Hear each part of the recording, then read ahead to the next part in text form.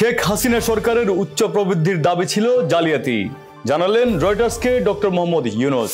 নতুন রাজনৈতিক দলকে স্বাগত জানাবে বিএনপি, বললেন মির্জা আব্বাস। জাতীয় ঐক্য বিনষ্ট হয় এমন কোনো কর্মকাণ্ড করা যাবে না, বললেন জামায়াত আমির। এবং বিশ্ব ইজতেমার 2 পর্বের নতুন তারিখ ঘোষণা করেছে সরকার। অভিনন্দন ভোরের বার্তার প্রাইম নিউজে, সাথে আছি আমি অভি আরিফ। শুনছিলেন সংবাদ শিরোনাম, এবার বিস্তারিত।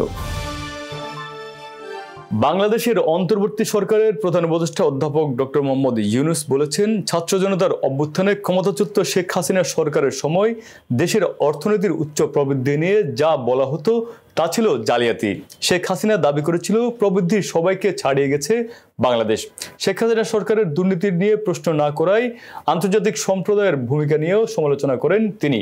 বৃহস্পতিবার সুইজারল্যান্ডের ওয়ার্ল্ড ইকোনমিক ফোরামের বার্ষিক সম্মেলনের ফাঁকে ব্রিটিশ বার্তা সংস্থা রয়টার্সকে দেয়া এক বিশেষ সাক্ষাৎকারে এসব মন্তব্য করেছেন ডক্টর মোহাম্মদ ইউনূস। সাক্ষাৎকারে মোহাম্মদ ইউনূস বলেছেন, শেখ হাসিনা দাভোসে সবাইকে বলেছিলেন কিভাবে একটি দেশ চালাতে হয়, কিন্তু কেউ সেটি নিয়ে প্রশ্ন তোলেননি। এটি মোটেও ভালো বিশ্ব ব্যবস্থা নয়।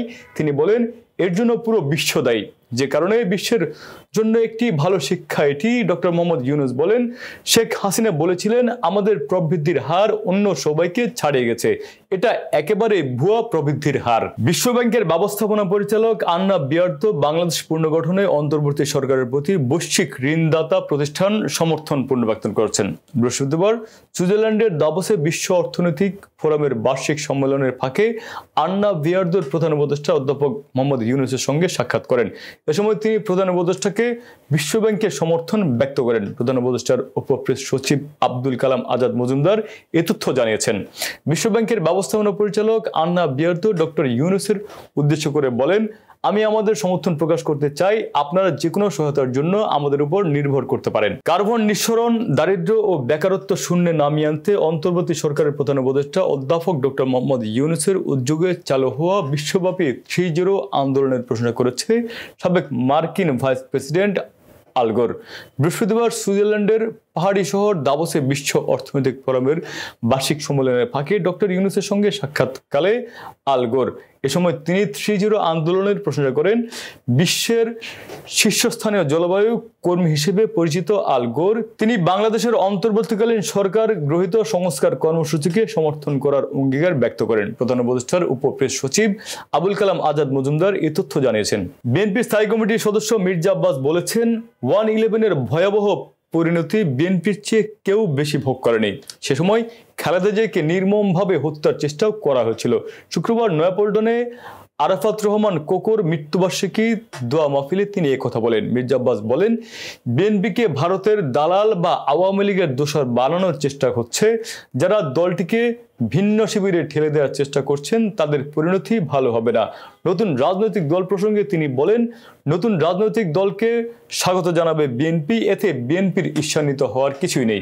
জাতীয় ঐক্য বিনষ্ট হয় এমন কোনো কর্মকাণ্ড করা যাবে না বলে মন্তব্য করেছেন জামায়াতে ইসলামের আমির ডাক্তার শফিকুর রহমান। শুক্রবার কুড়িগ্রামের সরকারি কলেজের মাঠে জামায়াতে ইসলামের কর্মী সম্মেলনে তিনি এসব কথা বলেন।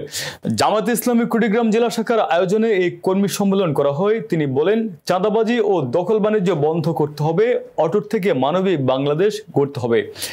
আওয়ামী লীগ সরকারের উন্নয়ন আমলে 26 লাখ কোটি টাকা পাচার করেছে, সেই ফ্যাসিবাদের আশ্রয় আর বাংলাদেশের মাটিতে হবে না। আওয়ামী লীগ সরকারের আমলে সংঘটিত সব হত্যার বিচার চাই। মানবিক বাংলাদেশ প্রতিষ্ঠা না হওয়া পর্যন্ত আমাদের এই যুদ্ধ চলবে।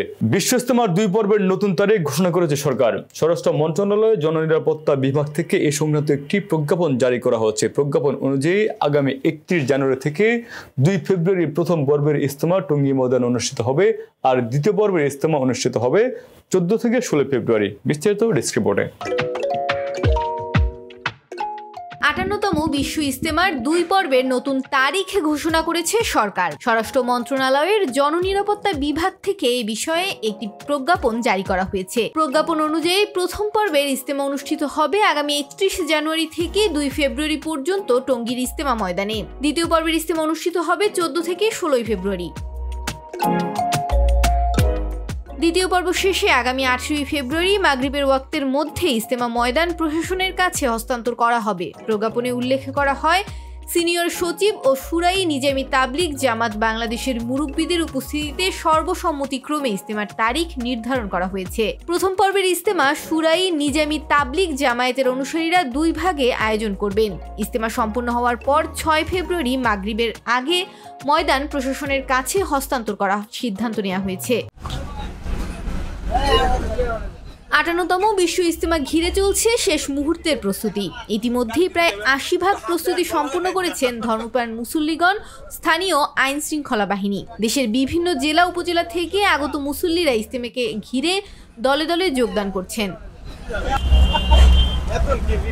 সকল মুসলিমদেরকে নিয়ে একসাথে ধর্মের পথে অগ্রসর হয়ে ইসলামে অগ্রণী ভূমিকা পালন করতে ঐক্যের দরকার বলে বলেন উপস্থিত মুসল্লিরা। 30 জানুয়ারি শুরু হচ্ছে, আইন শৃঙ্খলার নিরাপত্তা কেমন দেখছেন? আলহামদুলিল্লাহ ভালো। হ্যাঁ, আইন শৃঙ্খলার বাহিনীরা কি সহযোগিতা করছে আপনাদের? হ্যাঁ, অনেক সহযোগিতা করছে। তারাও জান প্রাণ মান দিয়ে দেখা যাইতে আছে, অনেক চেষ্টা করতে আছে। হ্যাঁ, আর আমরা তো আছি ইনশাল্লাহ, বাকিটুকু আল্লাহর ইচ্ছা। সংঘর্ষের কোনো না ওইরকম কিছু দেখছি না, ইনশাল্লাহ ওইরকম কিছু দেখছি না। যেহেতু এটা আল্লাহর একটা আদেশ এবং আমাদের ইসলামী চেতনার একটা ঐতিহ্য, যে আমাদের বাংলাদেশ, আমরা গর্বের বিষয় যে আমরা বাংলাদেশে এরকম একটা বৃহৎ ইজতেমার আয়োজন হয়, এটা আমাদের দেশে হচ্ছে, এজন্য আমরা গর্বিত। সবচাইতে বড় কথা হচ্ছে যে এই ইজতেমা আমরা দিনের মেহনতের জন্য আসছি। এই ইজতেমা এমন একটা জায়গা যেখানে আমরা একটা ইট তুললেও সোয়াবের কাজ হয়। তাই আমরা ইসলামী মাইন্ডের, ইসলাম নিয়ে আমাদের আলোচনা, ইসলামে এক থাকাই উত্তম। যেহেতু এই ইজতেমার আয়োজনে আমরা সময় দিতে পারছি, এই জন্য আলহামদুলিল্লাহ আমরা এর জন্য গর্বিত। রাস্তায় এসে নিজের টাকা পয়সা খরচ করে খুব ভালো লাগে, এটা আমাদের কাছে। সকল উম্মতের জন্য এটা করা উচিত। আমার মনে হয় যে সকল উম্মতের জন্য এটা করা উচিত।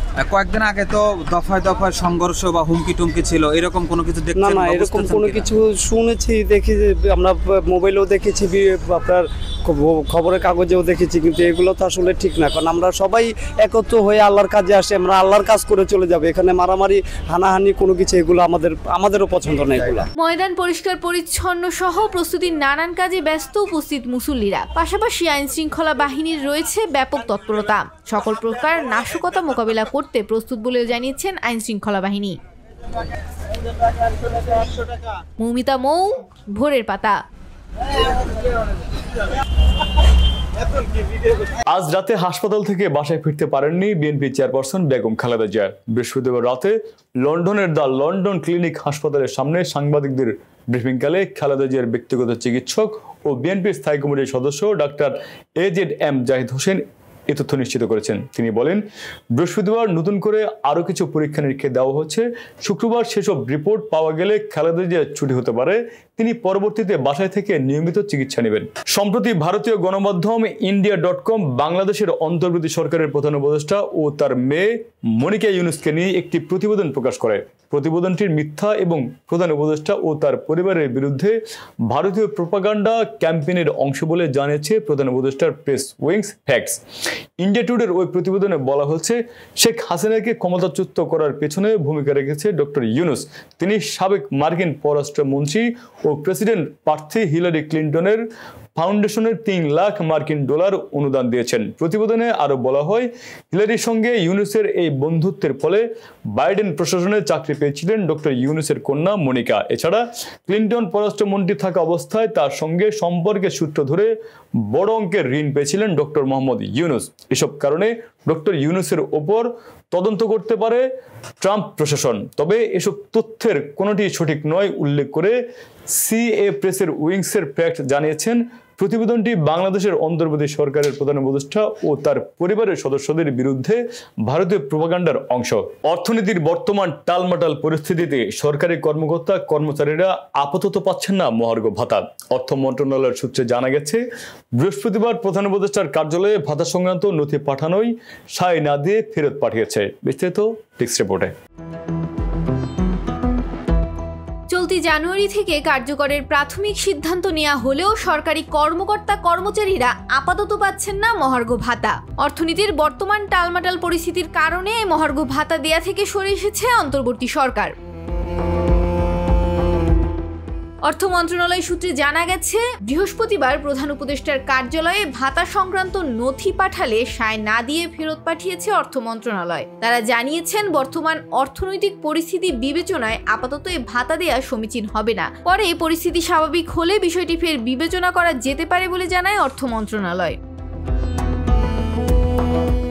অর্থ মন্ত্রণালয় সূত্রে আরও জানা যায়, 14.5 লাখ সরকারি চাকরিজীবীকে মূল বেতনের সর্বনিম্ন 10% থেকে সর্বোচ্চ 20% হারে মহার্ঘ ভাতা দেওয়ার খসড়া প্রস্তুত করেছিল অর্থ বিভাগ। তবে ইতিমধ্যে পাওয়া সরকারি চাকরিজীবীর বাড়তি 5% ইনক্রিমেন্ট বাদ দেওয়ার সুপারিশও করা হয়। অর্থ বিভাগের হিসেবে এটি বাস্তবায়নে 1 বছরে বাড়তি খরচ হবে অন্তত 5,000 কোটি টাকা। অর্থ মন্ত্রণালয় সূত্র আরও জানিয়েছে, মহার্ঘ ভাতার বাড়তি অর্থায়নের হিসেব করা হয়েছে চলতি বাজেটের বরাদ্দের ভিত্তিতে। তবে প্রতি বছর বাজেটে বেতন ভাতা খাতে বরাদ্দ 6 থেকে 8% হারে বাড়ে। সেই হিসেবে আগামী 2025-26 অর্থ বছরে বাজেটে খাতে বরাদ্দ দাঁড়াতে পারে প্রায় 89,500 কোটি টাকা। এর সঙ্গে মহার্ঘ ভাতা বাবদ যোগ হতে পারে আরও প্রায় 7,500 কোটি টাকা। অর্থাৎ নতুন অর্থ বছরে বেতন ভাতা খাতে ব্যয় হতে পারে প্রায় 96,500 কোটি টাকা। এদিকে মূল্যস্ফীতির চাপ থেকে কিছুটা স্বস্তি দিতে আবারও মহার্ঘ ভাতা দেওয়ার উদ্যোগ নিয়েছিল অন্তর্বর্তী সরকার। এরই অংশ হিসেবে গত 11 ডিসেম্বর জাতীয় বেতন স্কেল 2015-এর আওতাভুক্ত কর্মকর্তা কর্মচারীদের মহার্ঘ ভাতা সংস্থানের বিষয়ে পর্যালোচনার জন্য কমিটিও গঠন করা হয়েছিল। কিন্তু বিশ্লেষকরা মনে করছেন, মূল্যস্ফীতি নিয়ন্ত্রণে সংকোচনশীল মুদ্রানীতির পাশাপাশি সরকারি ব্যয়ে কাটছাট করার কথা বলা হচ্ছে। তাই এই পরিস্থিতিতে এখনই মহার্ঘ ভাতা দেওয়াটা যৌক্তিক সময় নয় বলেও মনে করছেন তারা। ডেস্ক রিপোর্ট, ভোরের পাতা। জুলাই আন্দোলনে আহত 7 জনকে সিঙ্গাপুরে পাঠানো হয়েছে। অন্তর্বর্তী সরকার ও স্বাস্থ্য মন্ত্রণালয়ের উদ্যোগে উন্নত চিকিৎসার জন্য তাদের সেখানে পাঠানো হয়। শুক্রবার সকালে 8:30টায় বাংলাদেশ বিমানের একটি ফ্লাইটে তারা সিঙ্গাপুরের ন্যাশনাল আই সেন্টারের উদ্দেশ্যে রওনা দেন। স্বাস্থ্য ও পরিবার কল্যাণ মন্ত্রণালয়ের এক সংবাদ বিজ্ঞপ্তিতে এ তথ্য জানানো হয়। বিজ্ঞপ্তিতে বলা হয়, জাতীয় চক্ষু বিজ্ঞান ইনস্টিটিউট ও হাসপাতালে চিকিৎসা নেওয়া এই 7 জন হলেন আব্দুল্লাহ আল বাকি, আক্তার হোসেন ও মোহাম্মদ ইয়ামিন, ফয়েজ আহমেদ, মিনহাজুল ইসলাম শুভ, মোহাম্মদ রমজান ও সালমান বিন শোয়েব। শুধু ট্রেড লাইসেন্স নিয়েই নামমাত্র যত্রতত্র গড়ে উঠেছে অবৈধ কারখানা। এসব অবৈধ কারখানার কারণে ব্যাপকভাবে ক্ষতিগ্রস্ত হচ্ছে পরিবেশ। স্থানীয় প্রভাবশালীদের শেল্টারে চলছে অবৈধ কারখানাগুলো। এদিকে কারখানার বন্ধে সরকারের হস্তক্ষেপ চাই ভুক্তভোগীরা। বিস্তারিত সুজন বমনকে সাথে নিয়ে সাকাওয়াত হোসেনের প্রতিবেদনে। রাজধানীর বিভিন্ন আবাসিক এলাকায় গড়ে উঠেছে অবৈধ বহু কারখানা। এমনই একটি অবৈধ লোহার সামগ্রী তৈরি কারখানার সন্ধান পায় ভোরের পাতার অনুসন্ধানী দল। মাতোয়াইলের দক্ষিণ পাড়ায় আবাসিক এলাকায় অবৈধ ফ্যাক্টরি বসিয়ে লোহাকে রূপান্তরিত করা হচ্ছে মেশিনের মাধ্যমে কেমিক্যাল ব্যবহার করে তামার কালারে। যাত্রাবাড়ির মাতোয়াইল এলাকায় অবস্থিত মেসার্স আরিফ ট্রেডার্স নামের প্রতিষ্ঠানটি কোনো প্রকার অনুমোদন ও পরিবেশের ছাড়পত্র ছাড়াই তারা ব্যবসা পরিচালনা করছে। আর এই অবৈধ প্রতিষ্ঠানের কারণেই দুর্ভোগের শিকার স্থানীয় বাসিন্দারা। হিসাবে বৈধ না, যেহেতু মানুষ বসবাস করে এখানে, এটা হিসাবে নাই। এটা আসলে বসত বাড়ির ভিতরে না থাকলে বেটার হয়। এটা ঝুঁকিপূর্ণ, এটা সবার জন্য এখানে এটা ঝুঁকিপূর্ণ একটা। এটা আলাদাভাবে হলে সবচেয়ে ভালো হতো, আর এলাকার মানুষের জন্য একটু ভালো হতো। বিভিন্ন পণ্য তৈরিতে কেমিক্যালের ব্যবহারের কারণে পরিবেশ ব্যাপক ক্ষতিগ্রস্ত হচ্ছে।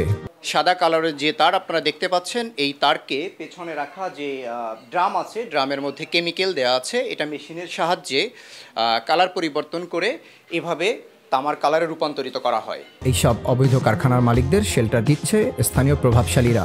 কারখানায় গেলে কারখানার মালিক ভোরের পাতার অনুসন্ধানী দলকে মুঠোফোনে ধরিয়ে দেন। ফোনের অপর পাশে থাকা ব্যক্তি নিজেকে পুলিশের ডিবি কর্মকর্তা ও বাড়িওয়ালা হিসেবে পরিচয় দেন। এটা 20 বছর ধরে এই জায়গা চলে। পরিবেশ অধিদপ্তরের তো বহুতবার লোক নিয়ে গেছি, র্যাবের তে লোক নিয়ে গেছি, ডিএমপি কমিশনারও আমার হাত দিয়ে আমি ছুটাই ফেলতেছে। তবে এ ব্যাপারে কারখানার মালিকের সাথে কথা হলে তিনি নিজের দোষ স্বীকার করে কারখানা অন্যত্র সরিয়ে নেবেন বলে অনুসন্ধানী দলের সদস্যদের নিশ্চিত করেন। 10-15 বছর আগে থেকে হচ্ছে, তখন তো এলাকা নীরব ছিল, করতে করতে এখন এই পর্যন্ত আসছে। যদি আমি অবগত হইলাম সব বিষয়, তাহলে আমি দ্রুত এই কারখানা ট্রান্সফার করে আমি যেখানে ইন্ডাস্ট্রিয়াল এলাকা সেখানে আমি কারখানা করব। সংশ্লিষ্টরা পরিবেশের জন্য ক্ষতিকর এসব প্রতিষ্ঠান ও শেল্টার দাতাদের বিরুদ্ধে প্রয়োজনীয় ব্যবস্থা নেবে, এমনটাই প্রত্যাশা সবার।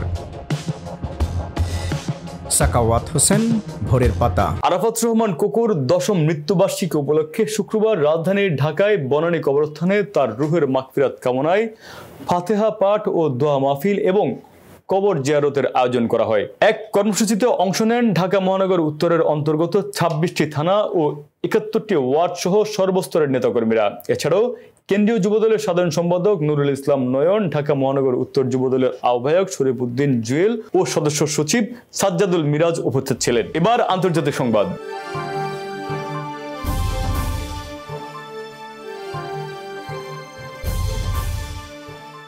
ইউক্রেন ইস্যুতে যুক্তরাষ্ট্রের সঙ্গে আলোচনা করতে রাজি বলে জানিয়েছেন রাশিয়া। বৃহস্পতিবার রুশ প্রেসিডেন্ট ভ্লাদিমির পুতিনের মুখপাত্র দিমিত্রি পেসকভ এই তথ্য জানিয়েছেন। যত তাড়াতাড়ি সম্ভব রাশিয়ার প্রেসিডেন্ট ভ্লাদিমির পুতিনের সঙ্গে দেখা করতে চান বলে জানিয়েছেন ট্রাম্প। গত 5 নভেম্বর নির্বাচনে জয়লাভের আগে ট্রাম্প বহুবার বলেছেন তিনি তার ক্ষমতা গ্রহণের প্রথম দিনেই ইউক্রেন এবং রাশিয়ার মধ্যে যুদ্ধ বন্ধে একটি চুক্তি করার চেষ্টা করবেন। তবে ট্রাম্পের উপদেষ্টারা এখনো বলছেন যুদ্ধের সমাধান হতে কয়েক মাস সময় লাগবে। এর আগে গত বুধবার মার্কিন প্রেসিডেন্ট ডোনাল্ড ট্রাম্প রাশিয়াকে সতর্ক করে বলেছিলেন যুদ্ধ বন্ধ করতে ব্যর্থ হলে রাশিয়ার উপর উচ্চ শুল্ক ও আরও নিষেধাজ্ঞা আরোপ করবেন। এরপর মূলত রাশিয়ার পক্ষ থেকে আলোচনায় বসার সম্মতি জানানো হলো। এবার বিনোদন সংবাদ।